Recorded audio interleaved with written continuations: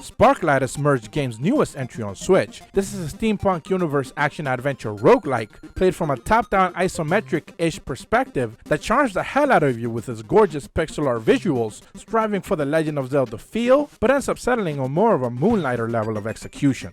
You play as Ada, a young engineer who crash lands into a new continent where the threat of constant seismic quakes changes the layout of the land entirely, making the roguelike aspects of the gameplay actually line up with the story. Sparklite is the world's energy, and when harnessed properly, it's actually sustainable. Sadly, the evil Baron wants you to use it for his own selfish reasons and pollute the world in the process. It's up to Ada and her trusty wrench to slowly rebuild her gear and her new home base to clean up the mess.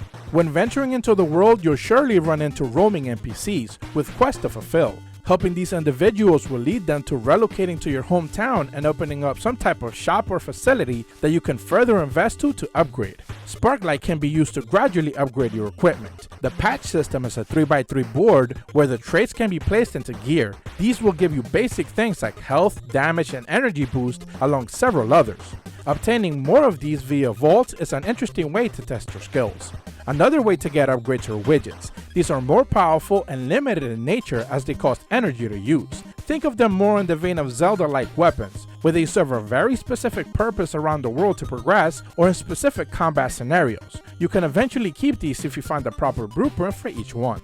This is where things begin to drastically change. Because the world is procedural, not having your favorite widget can hinder your experience, and the simplistic combat system doesn't help things either. You have a basic attack, a charged up one, and a dash. Energy is used when using your dash, so there are some tactical elements to when to use it, mainly boss battles. But when dealing with trash mobs, the difficulty comes from the aforementioned randomness of the layout, not the actual combat encounters. Bosses do have their Zelda Nintendo-like charm to them that is all about figuring out the patterns to easily dispatch of them, so it's about the execution and not the difficulty.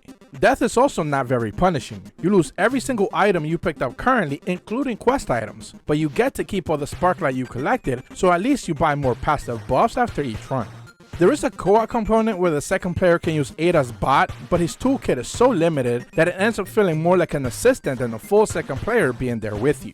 I mentioned both The Legend of Zelda and Moonlighter in my opening, and that's because this game tries to do many of the ideas Zelda implemented almost 30 years ago, but it ends up executing them in the same level of Moonlighter where they just fall short. Rio Gaming gives Sparklite on Switch a 6.5 out of 10. Thank you so much for watching. See ya!